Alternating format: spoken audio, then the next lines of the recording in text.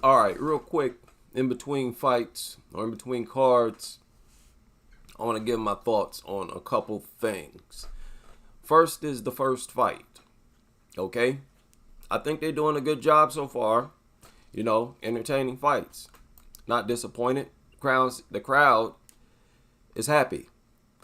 Now, if this is the girl who Dana White told she needs more finishes, she missed out on an opportunity. She was on the Dana White Contender Series. And Dana White criticized her for not getting the finish. And I agree with Dana White. So there was Lucindo pulled out. Now, I think she was supposed to fight Lucindo, if I'm not mistaken. But I believe she should have got a stoppage here, too. And this fight really, I thought, made her look bad. Seeing that she's coming right off of being criticized by Dana White for not getting a stoppage.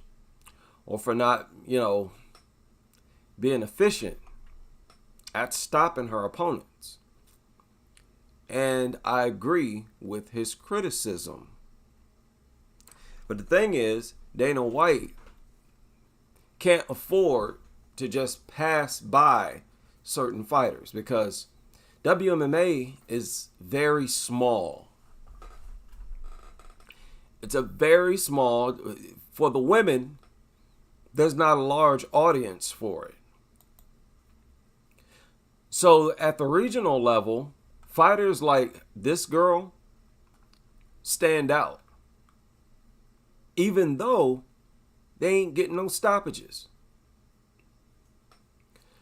So basically, WMMA is so early in its development that the highest MMA organization is forced to sign girls who are on decision streaks. See, with the guys, it's much easier to find guys who are on stoppage streaks. There's more guys, there's more men fighting. Plus, men are just stronger and more explosive.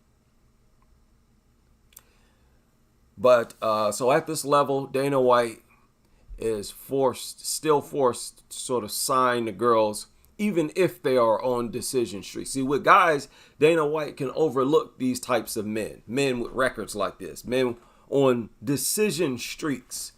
And notice how she got onto the Contender Series after a split decision at UAE. You fighting at the UAE level and you get a split decision. And that earns you a Contender Series spot. So WMMA is still young. And but look, her problem, in my opinion, is her lack of offense. She's just not offensively destructive. Her opponent tonight was a punching bag. That girl, Marnik Mann, is like one of the biggest punching bags I've ever seen in my life. She is just built to absorb anything you throw at her. And all Josefine had to do was tee off on her. But she acted like she couldn't even do that. Josephine acted like she had some type of computer glitch. I'm sitting there like, okay, this fight is over. I said that a few times. Okay, this fight is over because this girl, her opponent, is just a flipping punching bag. She has no defense at all, and she doesn't even like roll with punches. This girl that she beat up tonight, Marnik Mann, she doesn't even roll with shots. Everything you throw at Mann lands flush. It crashes either into her face, and if you throw a body shot, it's going to crash into her body. No defense at all. And Josephine is supposed to be a striker. That's supposed to be her specialty. So that means the UFC handed her a stoppage. The UFC tried to hand Josephine a stoppage. Like, here, We'll give you a contract. We'll sign you to the UFC. And you know what? We're going to look out for you. We're going to give you a punching bag. We're going to match you up against the chick with absolutely no striking defense and no striking offense of her own. And she went in there, and Josefine would throw a few shots, and then it was like she couldn't throw no more. It was like somebody hit a glitch button and stopped her from throwing shots. And then she just stand there looking. It's like, girl, what are you doing? This girl can't even defend herself from anything that you throw. So you know what that means? That means Josephine, her offense is simply not that formidable. Simple as that. If you're a high-level striker, you should be able to pulverize Marnik Ban.